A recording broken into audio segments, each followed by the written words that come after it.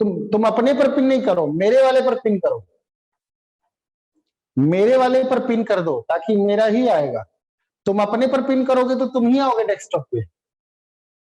मेरा वाला जो बोर्ड का पिक्चर है ना,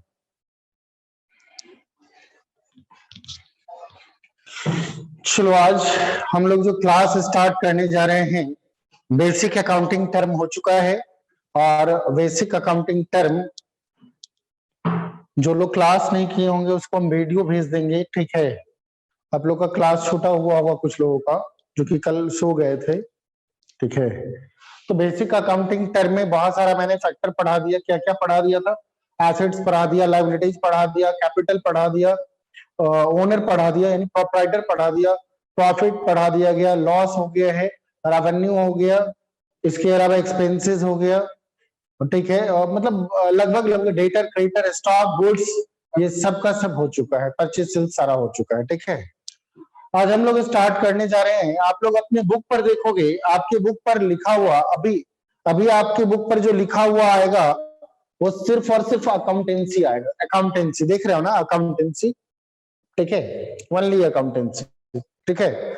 बट आप सीबीएसई का कोई बुक उल्टाओगे, सीबीएसई बोर्ड का यदि आप बुक लेते हो तो उस पर लिखा हुआ रहेगा book keeping and accountancy, book keeping and accountancy, ठीक है। सीबीएसई का कोई बुक यदि आप लेते हैं, देखते हैं मेरे पास होगा तो मैं दिखा देता हूं सीबीएसई का बुक, उस पर लिखा हुआ रहेगा बुक कीपिंग एंड अकाउंटेंसी।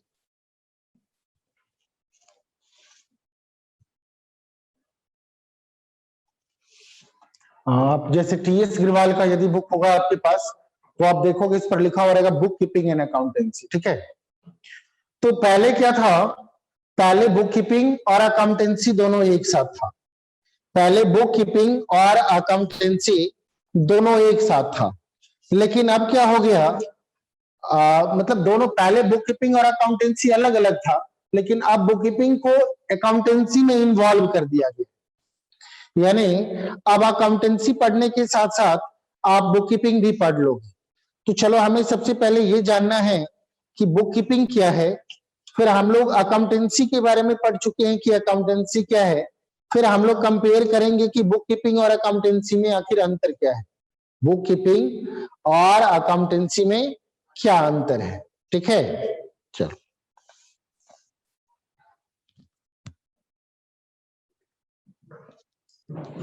चलो सबसे पहले हम लोग ये स्ट्रक्चर समझ में आया। अभी हम लोग सेपरेटली डिटेल करेंगे कि कौन क्या है। सबसे पहले हम लोग समझेंगे कि बुक कीपिंग क्या है, पुस्तक पालन हम लोग किसे कहते हैं। इसके बाद समझेंगे कि पुस्तक पालन का सिस्टम क्या है, यानी पुस्तक पालन का सिस्टम क्या है, प्रणाली क्या है। फिर उसके बाद बुक कीपिंग को हम लोग दो भागों में बांटते हैं, कि इंग्लिश सिस्टम और दूसरा इंडियन सिस्टम, ठीक है। और इंग्लिश सिस्टम तीन प्रकार के होते हैं, तीन प्रकार का इंग्लिश सिस्टम डेवलप हुआ हमारे यहाँ। एक कैश सिस्टम, एक सिंगल एंट्री सिस्टम और तीसरा नंबर में डबल एंट्री सिस्टम, ठीक। और हमारे भारत में जो चल रहा था वो था इंडियन सिस्टम, भारतीय परंपरा।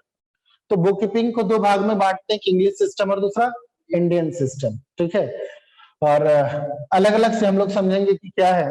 पहले फिलहाल हम लोग समझेंगे बुक कीपिंग किसे कहते हैं, इसलिए इस फॉर्मेट को हम लोग मिटाएंगे। यदि आप लोग स्क्रीनशॉट ले लिए तो अच्छी बात है, नहीं तो देख लो एक बार फिर से, ठीक है।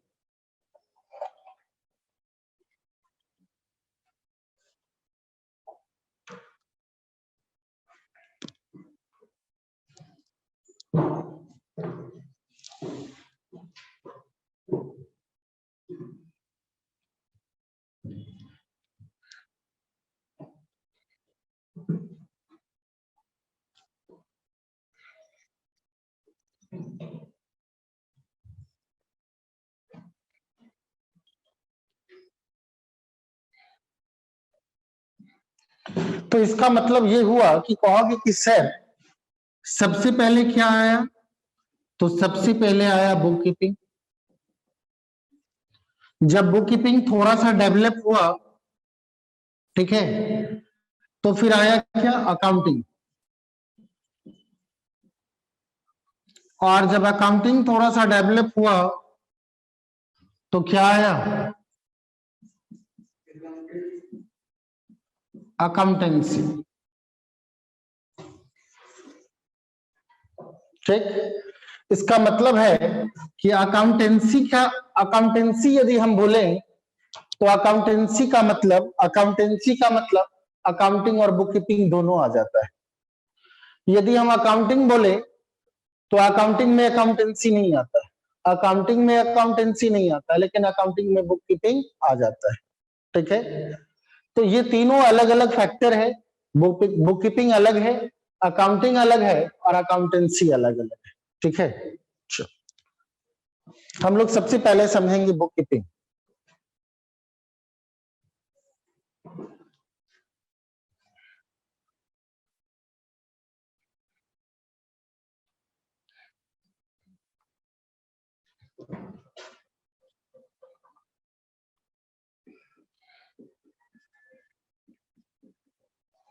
बुक कीपिंग को हम लोग कहते हैं पुस्तपालन।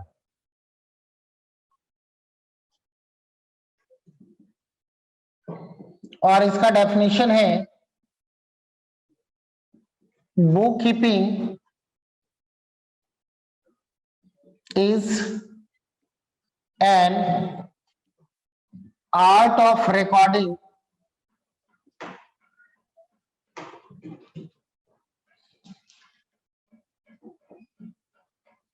business transactions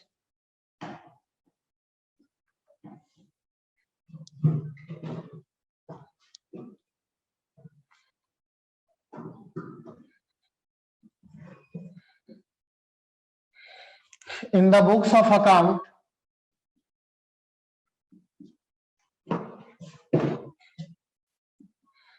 in systematic and मैनरफुल वे। ठीक है, हिंदी में इसका डेफिनेशन है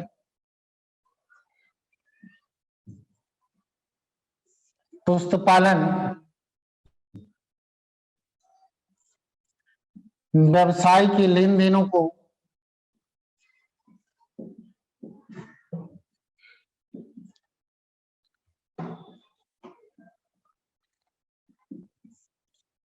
पुस्तकों में व्यवस्थित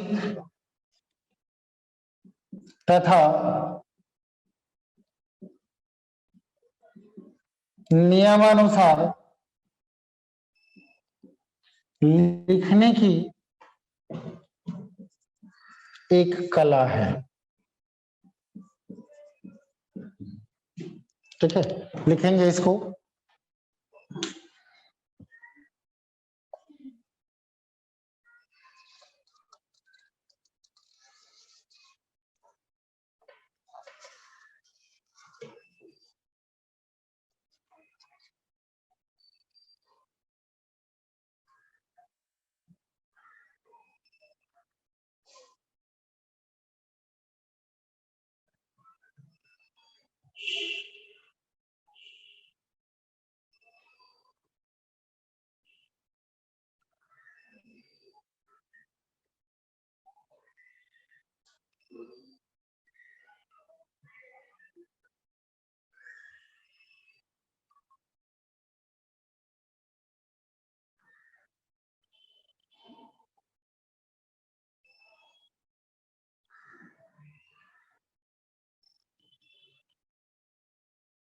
लिख लिया। अच्छा, थोड़ा सा पहले मीनिंग समझेंगे कि पुस्तकालन क्या है। पहले अकाउंटिंग नहीं था, पहले क्या था, बुक कीपिंग था। हम लोग भी जब हम लोग 12th में थे 1996 टू 1998 की मैं बात कर रहा हूँ। 96 से 98 मेरा 12th था। ठीक है, कहोगे सर मेरा जन्म भी नहीं हुआ था उस टाइम, हो सकता है, मैं भी नहीं था, जन्म नहीं था। ठीक है, तो जिस समय में आप थे भी नहीं इस दुनिया में, उस समय में मैंने 12th किया था। 96 टू 98 मेरा सेशन था 12th का। तो उस समय में जो हम लोग किताब पढ़ा करते थे, बुक पढ़ा करते थे कॉमर्स का, तो कॉमर्स वाले बुक पर, अकाउंटेंसी वाले बुक पर लिखा हुआ रहता था बुक कीपिंग एंड अकाउंटेंसी। यानी 98 की मैं बात कर रहा हूं, उस समय तक आपके बुक पर यानी मेरे बुक पर छपा हुआ रहता था पुस्तक पालन और लेखांकन, पुस्तक पालन और लेखा शास्त्र, अकाउंटेंसी छपा हुआ रहता था इस तरीके से। तो हम लोग भी उस टाइम में केयर नहीं करते थे कि आखिर ये पुस्तक पालन क्या है। हम लोग क्या समझते थे, पुस्तक पालन का मतलब, पुस्तक का मतलब समझते थे पुस्तक, मतलब बुक का मतलब समझते थे पुस्तक या कॉपी, और कीपिंग का मतलब समझते थे अलमारी में सजा करके रखना। तो हम भी सर से एक बार पूछ दिए कि sir what do you mean by book keeping, sir book keeping से आप क्या समझते हो। तो सर ने हमारे साथ क्रॉस क्वेश्चन किया कि आप बुक कीपिंग से क्या समझते हो। मैंने कहा कि सर बुक का मतलब तो आप भी समझते हो और हम भी समझते हो कि बुक का मतलब किताब होता है, बुक का मतलब कॉपी होता है, और क्या होता है, और कीप से बना है कीपिंग, कीप से बना है कीपिंग, और कीपिंग का मतलब होता है रखना। अब बहुते आदमी सबके यहाँ जाते हैं, मुंशी जी सबके यहाँ, तो देखते थे क्या, ललका रजिस्टर और पीला वाला कागज जो है, बड़ा बड़ा खतियान सब जो है अलमारी में सजा सजा करके रखता था। सर हमको भी खूब शौक लगा हुआ है कि हम भी किताब को अपनी अलमारी में रैक में सजा सजा करके रखेंगे। और हम लोग तो यही समझते हैं कि बुक कीपिंग का मतलब किताब को, कॉपी को अलमारी के रैक में सजा सजा करके रखना लंबे समय तक, उसी को बुक कीपिंग कहते हैं। मैंने सर को जो बताया, अपना अनुभव साझा किया सर के साथ कि सर बुक कीपिंग का मतलब हम लोग क्या समझेंगे, बुक का मतलब किताब, और कीप का मतलब रखना, बढ़िया से किताब को रखना। तो बढ़िया से सर कहाँ रखेंगे, अलमीरा में रखेंगे, रैक में सजा करके रखेंगे, यही बुक कीपिंग होता है। मी टू, मेरे अकॉर्डिंग। तो हमारे गुरुदेव ने कहा कि ऐसी बात नहीं है, बुक कीपिंग ये नहीं होता है, समझना पड़ेगा कि बुक कीपिंग क्या है। और ठीक उसी तरह आप भी अभी तक यही समझ रहे थे, और आप भी समझे कि बुक कीपिंग होता क्या है। तो book keeping is an art, book keeping is an art, यानी पुस्तक पालन क्या है, कला है। लो आ गया, पुस्तक पालन क्या है, एक कला है, आर्ट। ठीक है, चलो ठीक है, अब समझ में आ गया। अच्छा सर पुस्तक पालन एक कला है, ठीक है सर, किस चीज का आर्ट से, ऑफ रिकॉर्डिंग बिजनेस ट्रांजेक्शंस, मतलब व्यापार के लेन देनों को लिखने की कला है। इसका मतलब हम पहले समझते थे कि पुस्तक पालन का मतलब होता है किताब रखना, अब किताब रखना नहीं होता है, पुस्तक पालन का मतलब होता है किताब में लिखना। पुस्तक पालन का मतलब बुक, रजिस्टर, डायरी में लिखना, लिखना। Book keeping is an art, पुस्तक पालन के एक आर्ट है, कला है। ऑफ रिकॉर्डिंग, रिकॉर्डिंग का मतलब रिकॉर्ड करने की कला है, रिकॉर्ड का मतलब लिखने की कला। अच्छा किस चीज को लिखने की कला है, कि आज मैंने क्या खाया, क्या पहना, किसके ऊपर खर्च किया, ये लिखने की कला है, नो। किस चीज को लिखने की कला है, बिजनेस ट्रांजेक्शन, यानी व्यापार के लेन देनों को लिखने की कला है। पुस्तक पालन एक कला है, क्या कला है, किस चीज का कला है, तो रिकॉर्ड करने की कला है, यानी लिखने की कला है। किस चीज को लिखने की कला है, व्यापार के लेन देन को लिखने की कला है। इसका मतलब व्यापार के लेन देन को हम लिखते हैं, तो लिखने की कला को ही अच्छे ढंग से सजा सजा करके लिखते हैं, और लिखने की कला को ही क्या कहते हैं, बुक कीपिंग कहते हैं। अच्छा कहाँ लिखने की कला है भाई, कहाँ लिखने की कला है, तो इन द बुक्स ऑफ अकाउंट, व्यापार की पुस्तकों में। व्यापार के लेन देनों को कहाँ लिखेंगे, घर की पुस्तकों में, और घर के लेन देन को व्यापार की पुस्तकों में। तब तो ये कला नहीं हो गया, तब तो बड़ा बहुत बड़ा का साइंस हो गया। क्या व्यापार की पुस्तकों को, मतलब व्यापार के लेन देनों को घर के पुस्तक में लिखो, और घर के लेन देन को व्यापार की पुस्तक में लिखो, तो तुम तो बड़का साइंटिस्ट न हो गए। तो व्यापार के लेन देन को कहाँ लिखने की कला, व्यापार की पुस्तकों में, इन द बुक्स ऑफ अकाउंट्स। अच्छा कैसे लिखेंगे, देखो एक परिभाषा जो होता है ना, हम लोग परिभाषा को क्या करते हैं, रट लेते हैं। हम लोग परिभाषा को क्या करते हैं, रट लेते हैं कि बुक कीपिंग, मैंने भी रटा है भाई, मैंने भी रटा है, तब न लिखे हैं। लेकिन हम तोड़ तोड़ करके बता रहे हैं कि आखिर परिभाषा जो है, परिभाषा में ही सब कुछ छिपा हुआ रहता है, परिभाषा दूसरों की भाषा। खैर चले, देखो क्या मतलब ये है, हम लोग रट लेते हैं book keeping is an art of recording business transactions in the books of account in systematic and mannerful way, है ना, एकदम रटा गया। 2 बार पढ़े रटा आ गया कि बुक कीपिंग क्या है, लेकिन समझना थोड़ा सा कठिन होता है। आप समझें, यदि आप समझ जाएंगे तो कभी नहीं भूलेंगे। तोड़ तोड़ करके सीखो। Book keeping is an art, पुस्तक एक कला है, ठीक है। किसका कला है? क्वेश्चन अराइज करो, अपने आप आंसर मिलेगा। किसका कला है? रिकॉर्डिंग करने का कला है। रिकॉर्डिंग करने का मतलब लिखने की कला है। अच्छा, क्या लिखने की कला है? बिजनेस ट्रांजेक्शन्स, व्यापार का लेन देन। व्यापार का लेन देन लिखने की कला। कहाँ लिखने की कला? कहाँ लिखेंगे भाई? इन द बुक्स ऑफ अकाउंट, व्यापार की पुस्तकों में। बुक्स ऑफ अकाउंट का मतलब व्यापार की पुस्तक। चल, व्यापार की पुस्तकों कैसे लिखेंगे? तो सिस्टमेटिक। सिस्टमेटिक का मतलब होता है व्यवस्थित। सिस्टमेटिक का मतलब व्यवस्थित, इसी का हिंदी हम लिखे होंगे। सिस्टमेटिक का मतलब व्यवस्थित। एंड मैनरफुल। मैनरफुल का मतलब नियमानुसार, ठीक है। मैनरफुल वे, नियम के अनुसार। जैसे मन होगा वैसे नहीं लिख देंगे कि फलनवा को 300 रुपया दिया, चिलनवा से 200 रुपया पाया, और क्या, तो फलनवा को 500 रुपए का नाश्ता करा, ऐसे नहीं लिखना। मैनरफुल। मैनर का मतलब होता है तौर तरीका, नियम अनुसार, रूल वाइज, ठीक है।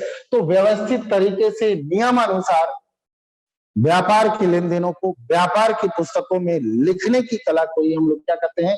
बुक कीपिंग कहते हैं। और आई थिंक अच्छी तरीके से समझ में आया होगा कि पुस्तकालन एक कला है। किस चीज का? व्यापार के लेन देनों को लिखने का। कहाँ लिखने का? पुस्तकों में लिखने का। व्यापार की पुस्तकों में किस तरह से? व्यवस्थित और नियमानुसार लिखने की एक कला है। क्लियर? अच्छा, अब पुस्तकालन में करते क्या है? क्या करते हैं? तो सर आप तो बता दिए पुस्तकालन में लिखते हैं, तो क्या लिखते हैं? चलो,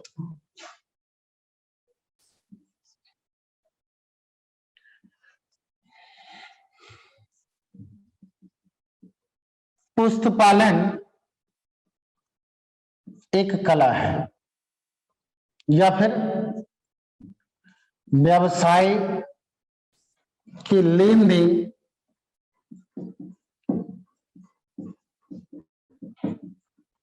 को लिखने की कला है। कोई डाउट? चलो, पुस्तकालन में क्या करते हैं? तो पुस्तकालन में हम आखिर क्या करते हैं, ये भी तो आपका क्वेश्चन होगा कि सर हम बुक कीपिंग में क्या करते हैं, ये क्वेश्चन होगा आपका, राइज करोगे। तो पुस्तकालन में सबसे पहले हम लोग व्यावसायिक लेन देनों की पहचान करते हैं।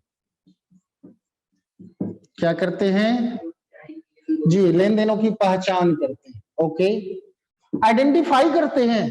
जब तक पहचानेंगे नहीं तब तक लिखेंगे कैसे कि कौन सा लेन देन मेरे व्यवसाय का है और कौन सा लेन देन मेरे व्यवसाय पर कोई प्रभाव नहीं डालता है। कौन सा लेन देन मेरे व्यवसाय का है और कौन सा लेन देन मेरे व्यवसाय का नहीं है।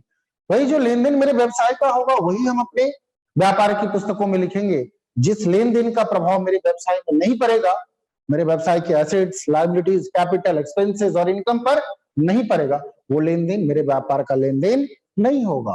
परसों के क्लास में आपने पढ़ा था ट्रांजैक्शंस, लेन देन, और लेन देन के बारे में मैंने बताया था कि व्यापार का लेन देन तभी होगा जब व्यापार के एसेट्स, लायबिलिटीज, कैपिटल, एक्सपेंसेस और इनकम में से किसी एक या दो या सब पर इफेक्ट डालेगा। तो सबसे पहला काम पुस्तकालन में क्या करते हैं? व्यावसायिक लेन देनों की पहचान करते हैं, आइडेंटिफिकेशन करते हैं। ओके, इंग्लिश में मैंने नहीं लिखा है, थोड़ा सा समझाना है इसलिए, ठीक है। नहीं तो हम यहाँ पर लिख सकते थे आइडेंटिफिकेशन ऑफ बिजनेस ट्रांजेक्शन्स, ठीक है, फर्स्ट ऑफ ऑल। चलो, दूसरा नंबर में पहचान करने के बाद लेन देनों को मुद्रा के रूप में जी व्यक्त करना, मेजरमेंट करना,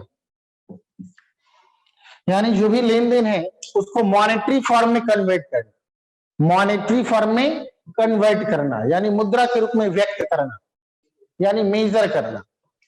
इसको हम लोग क्या कहेंगे जी? आइडेंटिफाई। इसको क्या कहेंगे? मेजरिंग, ठीक है। चलो, अच्छा, और क्या करते हैं? आइडेंटिफाई कर लिए, मेजर कर लिए, मुद्रा के रूप में माप लिए, चलो अब क्या करेंगे, लेन देनों को रिकॉर्ड करना, यानी व्यवसाय की पुस्तकों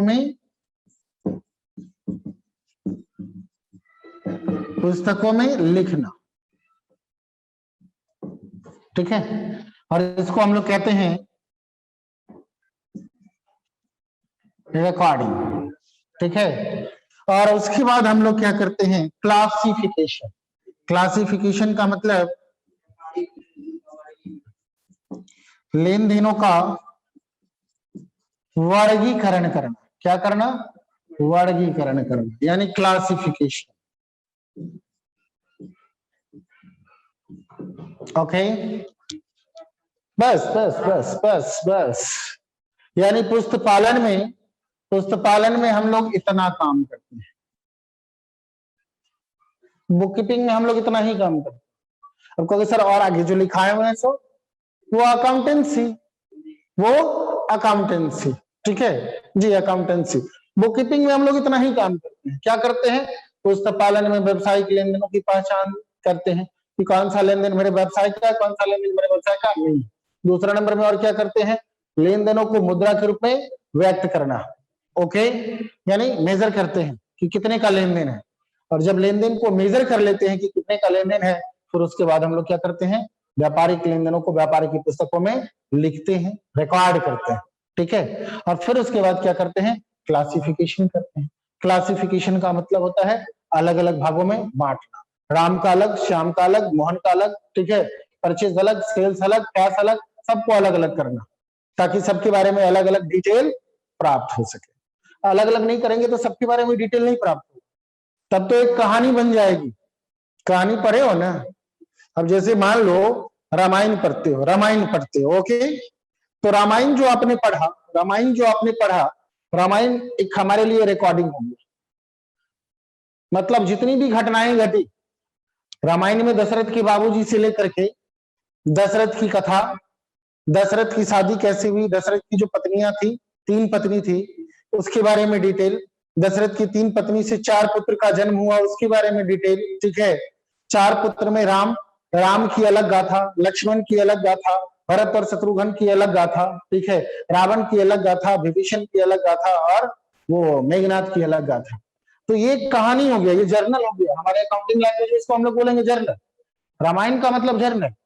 और रामायण से जब हम लोग सिर्फ राम को अलग कर देंगे कि राम कब पैदा लिया, राम का बचपन कैसे बीता, राम की शादी कैसे हुई, ठीक है, राम वनवास में क्या क्या किया, राम ने रावण को किस प्रकार से मारा, सिर्फ राम के बारे में यदि हम गाथा लिखे, लक्ष्मण के बारे में अलग जीवनी लिखे, उसमें राम से कोई मतलब नहीं, सिर्फ लक्ष्मण के बारे में लिखे, भरत के बारे में अलग से लिखे किताब, तो ये क्लासिफिकेशन हो गया, यानी वर्गीकरण हो गया। समझ में आ गई बात। तो राम के जीवनी से हमें राम के बारे में पता चल पाएगा, लक्ष्मण के बारे में कुछ नहीं पता चल पाएगा, और लक्ष्मण के जीवनी से हमें लक्ष्मण के बारे में पता चल पाएगा, राम के बारे में कुछ नहीं पता चल पाएगा। तो ये क्लासिफिकेशन हुआ। और क्लासिफिकेशन हम लोग इंडिविजुअल जो भी ट्रांजेक्शन्स हो उसका अलग अलग क्लासिफिकेशन करते हैं, ताकि उसके बारे में डिटेल पता चल सके। तो ये है हमारा बुक कीपिंग। क्लियर। चलो अब हम लोग आते हैं, इसको मिटा दें।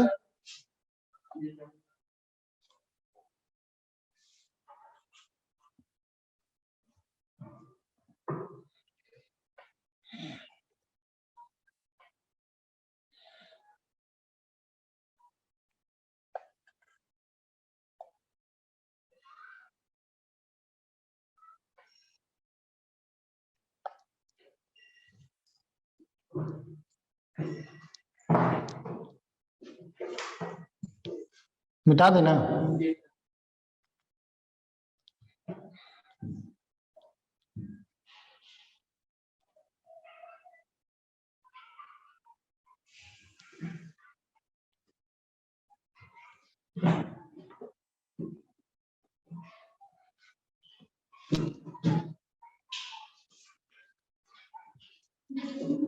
Good evening. तो अभी आई है फी जमा करने के लिए, पुलिस वगैरह नहीं रोका? हाँ, अच्छा अच्छा, सब कुछ चल ही रहा है। शिवधारा से होती हुई आई है ना रे? शिवधारा पर नहीं था पुलिस?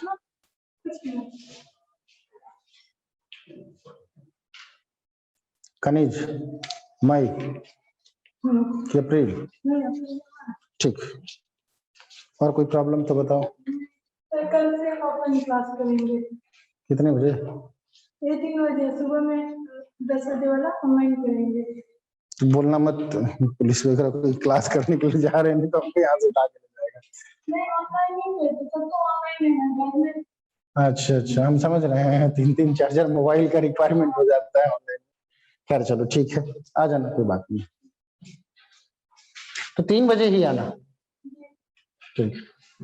और पूछेगा कि कहाँ जा रहे हो कोई रास्ता में, तो कह देना मौसी के यहाँ जा रहे हैं या तो नानी के यहाँ जा रहे हैं, मेरा नाम मत बताना है, ठीक है। चलो अब आ जाते हैं हम लोग, अभी हम लोग बुक कीपिंग के बारे में पढ़ लेते हैं पूरा, और उसके बाद हम थोड़ा सा पढ़ेंगे अकाउंटिंग के बारे में। देखो क्या पढ़ना है, अकाउंटिंग के बारे में पढ़ेंगे, फिर हम लोग आ जाएंगे अकाउंटेंसी पर। तो अकाउंटिंग और अकाउंटेंसी के बीच थोड़ा सा अंतर है, वो जानेंगे, ठीक है। और फिर उसके बाद हम लोग आ जाएंगे डबल एंट्री सिस्टम पर, डायरेक्ट जर्नल पर। चलो अब हम लोग पढ़ेंगे सिस्टम ऑफ बुक कीपिंग। कुछ हम छोड़ दिए हैं जो हम कर लेंगे कल की क्लास में, परसों। क्या छोड़े हैं वो बता देते हैं। मैंने अभी छोड़ा है अकाउंटिंग, अकाउंटेंसी, अकाउंटिंग और अकाउंटेंसी, जो कि पहले पढ़ाए हुए थे, 1 क्लास या 2 क्लास हो चुका है। तो मैंने अकाउंटिंग और अकाउंटेंसी छोड़ा है। मैंने ये भी छोड़ा है कि अकाउंटिंग और अकाउंटेंसी में क्या अंतर है, अकाउंटिंग और अकाउंटेंसी में क्या अंतर है। और एक ये भी छोड़ दिया है कि बुक कीपिंग और अकाउंटेंसी में क्या अंतर है, अकाउंटिंग में क्या अंतर है। तो ये याद रखेंगे आप भी और हम भी, ये पढ़ना जरूरी है। फिलहाल अभी हम सिस्टम ऑफ बुक कीपिंग पे आ जाते हैं। यानी बुक कीपिंग समझ में आ गया कि बुक कीपिंग क्या है। तो बुक कीपिंग एक प्रणाली है, ठीक है, व्यापार को, लेन देनों को लिखने का एक प्रणाली है, ठीक है, एक कला है। तो system of book keeping, system का मतलब क्या होता है? सिस्टम का मतलब होता है प्रणाली, ठीक है। सिस्टम का मतलब प्रणाली, और बुक कीपिंग का मतलब पुस्तकालय। प्रणाली का मतलब क्या होता है? प्रणाली का मतलब होता है तरीका, प्रणाली का मतलब होता है तरीका, ठीक है जी। प्रणाली का मतलब होता है मेथड, प्रणाली का मतलब होता है विधि, प्रणाली का मतलब विधि। सिस्टम कहो या मेथड को, सिस्टम कहो या मेथड को। तो व्यापार के लेन देनों को लिखने के कई तरीके हैं, व्यापार के लेन देनों को लिखने का कई तरीका है, कई मेथड है। अब आपसे हम कहेंगे कि लिखो तो राम आम खाता है, तो जो लोग अंग्रेज होंगे वो लोग लिखेंगे राम इट्स मैंगो, क्या, राम इट्स मैंगो, ठीक है। अंग्रेज ने तो इस तरह से लिखा। और जो लोग हमारे हिंदुस्तान में रह रहे होंगे तो वो लोग किस तरह से लिखेंगे, मतलब हिंदी में किस तरह से लिखा जाएगा। कुछ लोग इस तरह से लिखेंगे, राम आम खाता है, ठीक है। तो कुछ लोग नीचे वाले लाइन से लिखेंगे राम आम, मैं प्रणाली के बारे में बता रहा हूँ, मैं राम को आम ही खिलवा रहा हूँ, ठीक है, राम आम खाता है। कुछ लोग लिखेंगे क्या,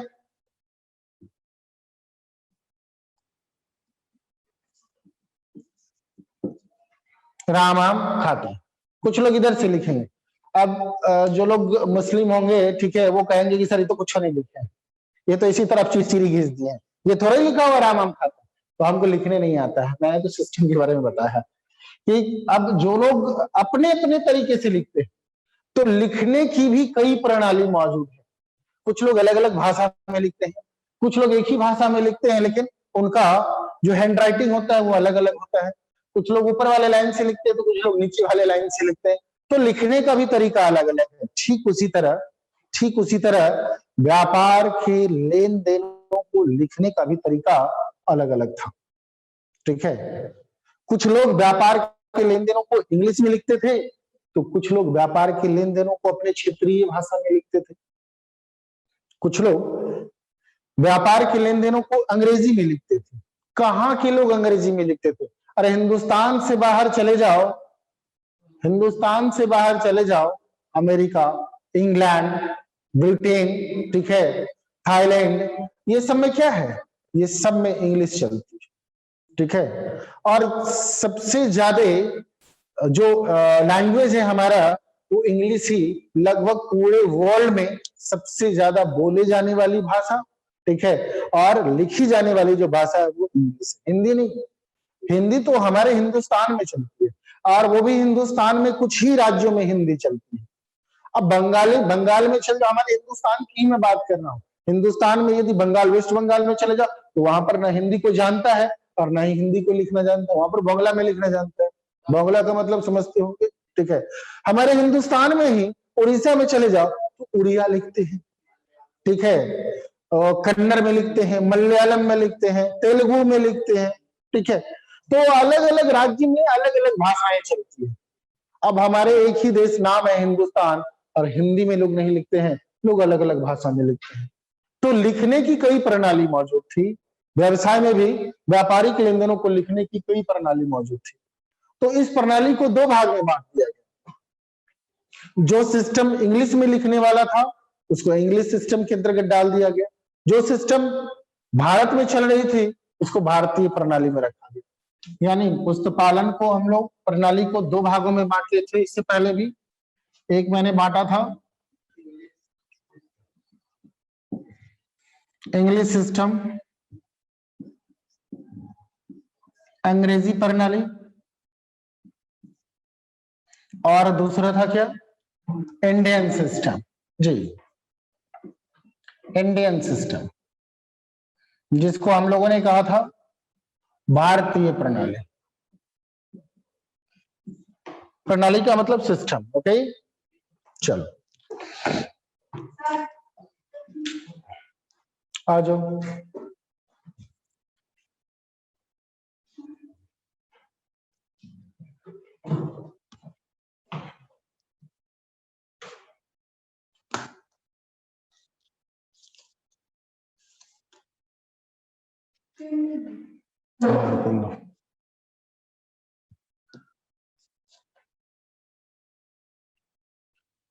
डिटेल्स 25 है।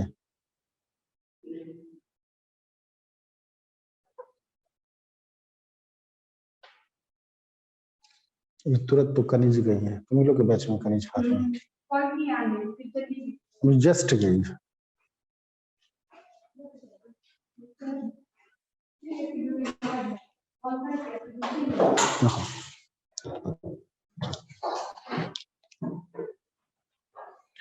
तो अभी मैं पढ़ा रहा था आपको सिस्टम ऑफ बुक कीपिंग के बारे में। सिस्टम ऑफ बुक कीपिंग दो होते हैं, यानी दो तरह के सिस्टम है, एक इंग्लिश सिस्टम और एक इंडियन सिस्टम, ओके। तो इंग्लिश सिस्टम क्या था, यानी व्यापार में लेन देनों को लिखने के लिए जो भी प्रणाली मौजूद थे उस प्रणाली को दो भाग में बांट दिया गया। हमारे भारत को अलग कर दिया गया, अलग थलग का भारत, भारतीय अलग रहो, और बाकी जितनी भी भाषाएं हैं, मतलब जितनी भी कंट्री है सब में इंग्लिश यूज होता है, सब मेरे पास। समझ में आई बात। तो हमारे भारत में जो प्रथा मौजूद था, व्यापारिक लेन देन को लिखने की जो प्रथा, जो प्रणाली हमारे भारत में मौजूद था, उसको हम लोग कहते हैं भारतीय प्रणाली। और आप लोग अनलकी हो जो पढ़ रहे हो अभी, अनलकी हो, लकी इसलिए नहीं हो कि आपने देखा नहीं, आप लोग अनलकी हो, लेकिन हम लोग लकी हैं जो हम लोगों ने भारतीय प्रणाली को भी देखा। जब हमारी उम्र लगता है कि 12-13 वर्ष की रही होगी, तो हमारे यहाँ बिजनेस चलता था, व्यवसाय चलता था। तो व्यवसाय में हमारे बाबूजी जब माल बेचते थे तो हम लोग जाते थे दुकान पर तगादा, मैंने पहले लोग कहते थे मतलब तगादा या वसूली करने के लिए। तो हम जिस दुकान पर हमारा माल जाता था तो वहां से पैसा लाना पड़ता था, उधारी क्रेडिट सेल्स होता था, तो वहां से 10,000, 20,000, 25,000, 50,000 रुपया हम लोग लेकर के आते थे। हमको सर 12 वर्ष की उम्र में आप 50,000 लेकर के आते थे, क्यों झूठ बोल रहे हो सर। तो मैंने एक एग्जाम्पल लिया कि मैं अपने बाबूजी के साथ जाता था और वहां से आता था। एक बार इच्छा होती थी, बाबूजी ले चलो, तो वो ले जाने वाली बात थी। लेकिन जब मैं 20 साल का, 21 साल का हुआ तो ऑलरेडी मैं खुद जाने लगा, तो 10, 20, 25, 50,000 रुपया हम लोग खुद कलेक्शन करके लाते थे अपने बिजनेस का, ठीक है। उस टाइम में भी 96 की मैं बात कर रहा हूँ, जब मैं मैट्रिकुलेशन में था तब। और उस समय में मैं जिस दुकान पर जाता था तो उस दुकान पर क्या देखता था, मैं अपनी बात नहीं बता रहा हूं कि मैं क्या करता था, मैं तो भारतीय प्रणाली बता रही हूं। मैं उस टाइम में जाता था तो दुकान पर देखता था कि एक चश्मा लगाए हुए बूढ़ा और माथा में कच्ची टोपी पहन लेता था, मतलब टोपी पहने हुआ रहता था और चश्मा नाक पर रहता था, ठीक है, और कुर्ती धोती पहन करके बड़ा सा एक बक्सा रहता था लकड़ी का, और उस पर पीला वाला कागज इस तरह का बक्सा रहता था। अच्छा, फिल्म सब में भी, जी हाँ, फिल्म सब में भी देखने को मिलता था। तो इस तरह का बॉक्स रखा हुआ रहता था, ठीक है, थोड़ा ऊंचा करके, और पीला वाला कागज जो है इस तरह का फोल्डिंग पेपर, जिसको चार तरह में मोड़ सकते हो, और लाल कवर लगा हुआ रहता था। तो वो चीज उस पर लिखता था ओम गणेशाय नमः शुरू शुरू में। और जैसे राम को 500 रुपया राम जैसे आकर के जमा किया, तो राम जमा 500 रुपए हिंदी में या जो भी हो ऐसे लिखता था। अब जैसे मान लेते कि हमको 20,000 पेमेंट किया, तो नामे हमारे बाबूजी का नाम लिख देता था यहाँ पर, ठीक है, मार्फत लिखता था, मार्फत, तो हमारे बाबूजी तो नहीं गए थे लाने के लिए, हम जाते थे, तो मार्फत में हमारा नाम लिख देता था, ठीक है, कि इसके मार्फत से इनको पेमेंट हुआ, नाम ही लिख देता था। नाम का मतलब रुपया गया, और जमा का मतलब मेरे पास रुपया आया। तो उन लोगों के लिखने का सिस्टम अलग था। हमको लगता है कि मैं 2-3 साल चाहा कि जरा सा बैठ करके देखते हैं, करीब करीब आधा घंटा हम लोग बैठते भी थे और मुंशी जी से भी पूछते भी थे कि मुंशी जी कैसे लिखते हैं। तो वो लोग कहते थे, उनके सामने तो हम लोग बच्चा रहते थे, वो लोग कहते थे कि बेटा बाल पका दिए हैं सीखने में, तो तुम कम से कम, तुम्हारा भी काला है तो कम से कम भूरा होने दो, तभी तुम सीखेगा। तो 2-3 दिन मैंने ये कहा भी कि कैसे लिखते हो अंकल, जरा सा हमको बता दो। तो उसने कहा कि आपके समझ के बाहर की बात है, कौन से क्लास में पढ़ते हो? तो मैं कहता था 11th में पढ़ता हूँ, 12th में पढ़ता हूँ, कॉमर्स लेकर के। तो कहता कि ऐसा नहीं कि कॉमर्स वाला बच्चा इसको सीख जाएगा।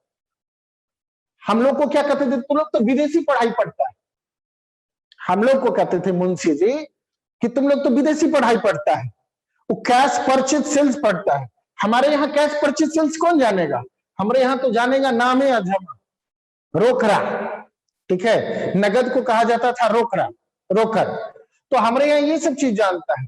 तो हम कहते थे चाचा जी हम कॉमर्स पढ़ते हैं, थोड़ा सा समझा दीजिए, जल्दी समझ में आएगा। तो वो लोग बोलते थे कि बिना सीखे हुए कुछ नहीं समझ में आएगा, ये काम सीखना पड़ेगा, रहो मेरे साथ तो सीख जाओगे। तो इसका मतलब है कि भारतीय प्रणाली एक ऐसी प्रणाली थी जो भारत में ही जिसका उदय हुआ, यानी जिसका आविष्कार भारत में हुआ, ठीक है, विदेशों में नहीं हुआ इस प्रणाली का। और इस प्रणाली के अंतर्गत व्यापारिक लेन देनों को लिखने के लिए 4 फोल्डिंग बुक हुआ करता था। 4 फोल्डिंग, 4 तह वाली बुक होती थी, जिसको एक बार ऐसे मोड़ते थे, अब फिर ऐसे को ऐसे मोड़ देते थे तो छोटा बन जाता था, और उसको गठिया बना लेते थे। किसमें? लाल का, अभी भी जो लाल कपड़ा मिलता है तिरंगा, तो उसमें गठिया बना करके रख लेते थे। हम मुंशी जी उठा करके पर डे ले जाते थे, और पर डे उठा करके लाते थे वो गठिया। तो वो था हमारा भारतीय प्रणाली, ठीक है। और भारतीय प्रणाली क्षेत्रीय भाषा में लिखी जाती थी। क्षेत्रीय का मतलब हो गया कि जैसे हम बिहार में हैं तो बिहारी भाषा में लिखेंगे, कोई पंजाब में है पंजाबी भाषा में लिखेगा, लेकिन लिखेगा इसी तरीके से।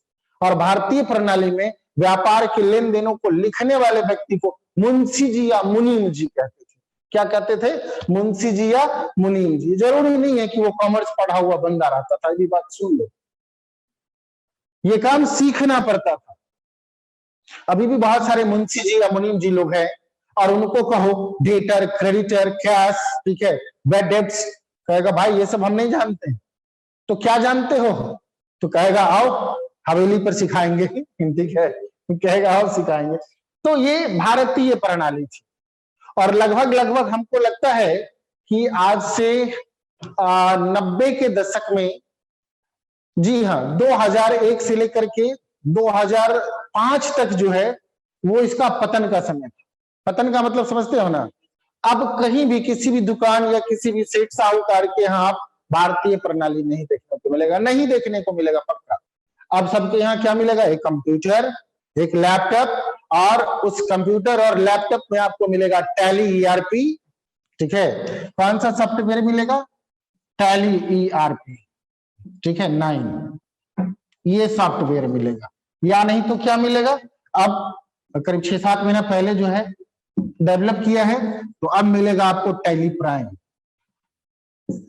अब सारा काम किस पर होता है? अब सारा काम मैनुअल नहीं होता है, अब सारा काम होता है कंप्यूटर। आप जरा सा सोचिए, आप किसी के यहाँ कोई सामान खरीदने के लिए, अब जैसे पादुका में आपने जूता खरीदने के लिए गया, खादी में जूता खरीदने के लिए गया, बाटा में जूता खरीदने के लिए गया, वो छोड़ो, अग्रवाल ड्रेसेस में आप क्या कपड़ा खरीदने के लिए जाओ, खरीदो और तुरंत एंट्री होगा, और एंट्री भी साथ ही साथ होगा और बिल भी साथ ही साथ निकाल करके दे देगा, तुरंत बिल भी निकाल करके दे दिया और एंट्री भी हो गया, उसको अलग से एंट्री करने की जरूरत नहीं है। यानी अब व्यापार में सारे के सारे लेन देन मैनुअल नहीं होते। मैनुअल का मतलब हाथ से नहीं लिखा जाता। अब लगभग 90% लेन देन कंप्यूटराइज होते हैं। क्या होते हैं? कंप्यूटराइज होते हैं। यानी अब 99% लेन देन कंप्यूटर पर किया जाता है। ठीक है, कौन से सॉफ्टवेयर के अंतर्गत? टैली के अंतर्गत, जोहो के अंतर्गत, ठीक है, टैली प्राइम, टैली ईआरपी के अंतर्गत। ठीक है, तो ये सारे जितने भी हैं, ये सारे सॉफ्टवेयर है जिसके माध्यम से हम व्यापार के लेन देनों को कंप्यूटर पर लिखते हैं। ठीक है, लेकिन पहले कंप्यूटर नहीं था, पहले लोग मैनुअल लिखते थे। मैनुअल का मतलब हाथ से लिखते थे। भारतीय प्रणाली समझ में आ गया? भारतीय प्रणाली में पहला नंबर में क्या बोलेंगे कि भारतीय प्रणाली वह प्रणाली है जिसका आविष्कार और विकास भारत में हुआ। ओके, अच्छा, नंबर 2, भारतीय प्रणाली, भारतीय प्रणाली के अंतर्गत व्यापारिक लेन देन क्षेत्रीय भाषा में लिखी जाती थी, क्षेत्रीय भाषा में जो जिस क्षेत्र का लिखता है। नंबर 3, भारतीय प्रणाली में व्यापारिक लेन देनों को लिखने के लिए 4 फोल्डिंग बुक हुआ करता था। 4 फोल्डिंग बुक हुआ करता था जिसके कागज पीले होते थे और लाल कवर चटनी दी जाती थी। नंबर 3, भारतीय प्रणाली एक क्रिटिकल, एक कॉम्प्लेक्स सिस्टम था। कॉम्प्लेक्स का मतलब उलझा हुआ। आम व्यक्ति देख करके, हम और आप देख करके भारतीय प्रणाली को नहीं समझते कि कितने का लेन देन हुआ, किसको माल बेचा, किससे माल खरीदा, ना आप समझते ना हम समझते, वो समझता कौन? मुनीम जी। ठीक है, और नंबर 4 में लिखेंगे भारतीय प्रणाली के अंतर्गत व्यवसायिक लेन देनों को लिखने वाले व्यक्ति को हम लोग मुंशी जी या मुनीम जी कहते थे। ठीक है, नंबर 5 में लिखेंगे कि आधुनिक युग में भारतीय प्रणाली का पतन हो चुका है, कहीं भी देखने को नहीं मिलेगा, और भारतीय प्रणाली के स्थान पर आ गया है डबल एंट्री सिस्टम। क्या आ गया है? डबल एंट्री सिस्टम, यानी दोहरा लेखा प्रणाली। ओके, आधुनिक युग में भारतीय लेखा प्रणाली का पतन हो चुका है और उसके स्थान पर हम लोग व्यापारिक लेन देनों को लिखने के लिए कौन सी प्रणाली यूज करते हैं? या तो सिंगल एंट्री सिस्टम या डबल एंट्री सिस्टम। यानी हमारे भारत में भी अब भारतीय प्रणाली गया नहीं है। अब इसके स्थान पर क्या यूज होता है? अब इसके स्थान पर यूज होता है सिंगल एंट्री सिस्टम और double entry system. Double entry system, चलो, सिंगल एंट्री सिस्टम कहां यूज होता है? जो छोटे मोटे व्यापारी हैं, जो कम पूंजी वाले व्यापारी हैं, जिनके यहाँ कम लेन देन होता है, जो अपने लेखा पर व्यापारिक लेन देनों को लिखने पर ज्यादा पैसा नहीं खर्च करना चाहते हैं, ज्यादा समय नहीं इन्वेस्ट करना चाहते हैं, तो वो लोग कौन सा सिस्टम अपनाते हैं? Single entry system. लेकिन जिनका व्यापार बहुत बड़ा है, लार्ज स्केल पर व्यापार है, और जो व्यापार का सारा डिटेल रखना चाहते हैं, हर एक लेन देन की जानकारी रखना चाहते हैं, और जो व्यापार के लेन देन पर समय भी देना चाहते हैं, ठीक है, लिखने पर समय भी देना चाहते हैं, व्यापार के लेन देन की सारी जानकारी भी उपलब्ध करना चाहते हैं, उनके लिए सफिशिएंट सिस्टम है double entry system. Double entry system.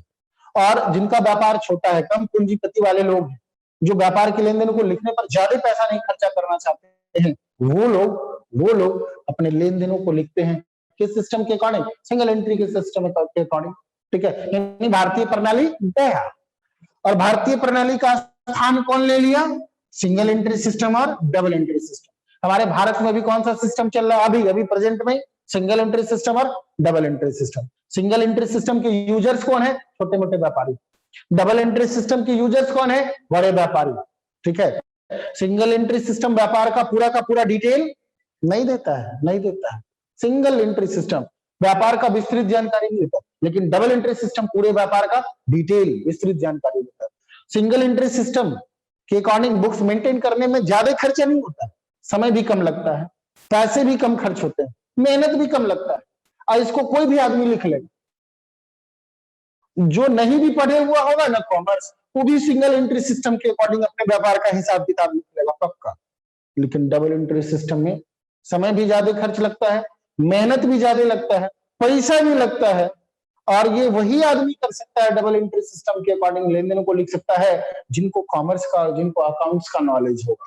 ठीक है, जिनको अकाउंटिंग का नॉलेज नहीं होगा वो डबल एंट्री सिस्टम के अकॉर्डिंग एंट्री नहीं कर सकता है। ठीक है, तो ये सिंगल एंट्री सही और डबल एंट्री सिस्टम उठ के कहां से आया जी?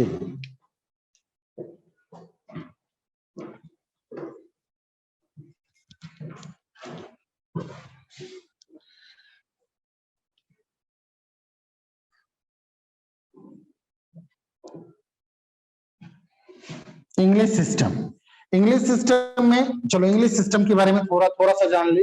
इंग्लिश सिस्टम वहां यूज किया जाता है, सॉरी, इंग्लिश सिस्टम में जितने भी लेन देन है वो सारे लेन देनों को अंग्रेजी में लिखा जाता था, और इंग्लिश सिस्टम हमारे यहाँ की सिस्टम नहीं है। इंग्लिश सिस्टम का आविष्कार हमारे इंडिया में नहीं हुआ, इंग्लिश सिस्टम का आविष्कार हमारे इंडिया से बाहर, out of India, out of India, India के बाहर।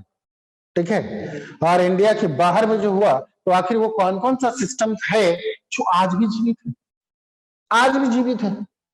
और उस सिस्टम में है पहला कैश सिस्टम, यानी रोकर प्रणाली।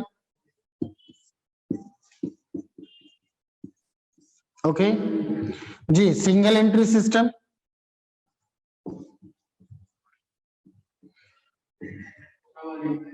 यानी इकहारा लेखा प्रणाली,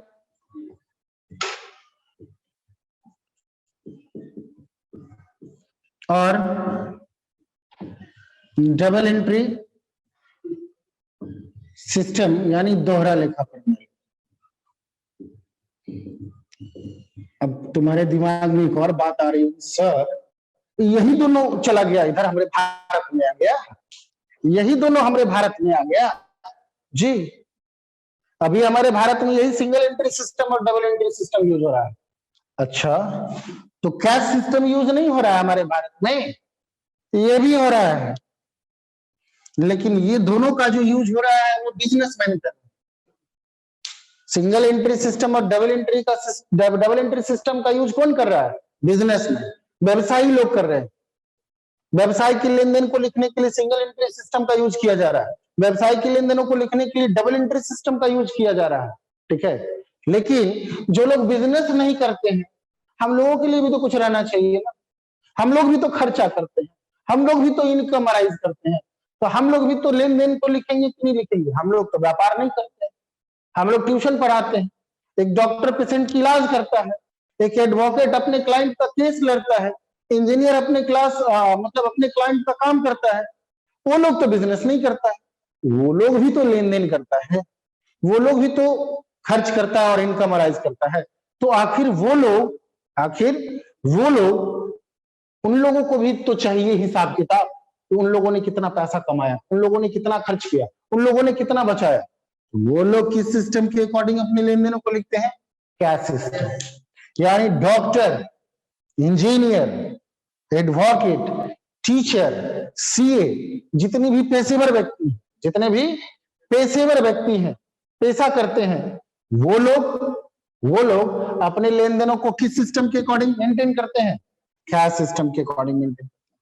वो लोग अपने लेन देन को किस सिस्टम के अकॉर्डिंग मेंटेन करते हैं? कैश सिस्टम के अकॉर्डिंग मेंटेन करते हैं। ठीक है, अच्छा, जितने भी बिजनेसमैन हैं वो अपने लेन देन को किस तरीके से लिखते हैं? कौन से सिस्टम के अकॉर्डिंग लिखते हैं? सिंगल एंट्री या डबल एंट्री? कौन लोग सिंगल एंट्री? जी, छोटे व्यापारी, जिनको लेन देनों के लिखने पर कम खर्च करना है, जिनको कम समय देना है, जिनको कम मेहनत करना है, वो लोग कौन सा सिस्टम? Single entry system. ठीक है, जिन लोगों को व्यापार का पूरा विस्तृत जानकारी चाहिए, ज्यादा समय भी देते हैं, पैसा भी खर्च करते हैं लेन देनों को लिखने पर, तो वो लोगों के लिए कौन सा सिस्टम सफिशिएंट है? Double entry system. ठीक है, और भारतीय प्रणाली गया काम से। ठीक है, तो कल की क्लास में हम पढ़ेंगे कि कैश सिस्टम क्या है, सिंगल एंट्री सिस्टम क्या है, डबल एंट्री सिस्टम क्या है। भारतीय प्रणाली कल नहीं बताएंगे, क्योंकि ये तो कोई प्रणाली है ही नहीं, चला गया। ठीक है, और विशेष फोकस करेंगे हम डबल एंट्री सिस्टम के बारे में, डबल एंट्री सिस्टम का इतिहास भी बताएंगे, कि किसने आविष्कार किया, कब आविष्कार किया, ठीक है। क्योंकि अभी हम जो अपना कॉमर्स पढ़ने जा रहे हैं, अकाउंटेंसी पढ़ने जा रहे हैं, वो डबल एंट्री सिस्टम ही पढ़ने जा रहे हैं, ठीक है। यानी अब आपका अकाउंटेंसी चालू हो चुका है। न्यूमेरिकल में जो दिन नहीं, 1-2 दिन लगेगा, न्यूमेरिकल चालू हो जाएगा, ठीक है। चलो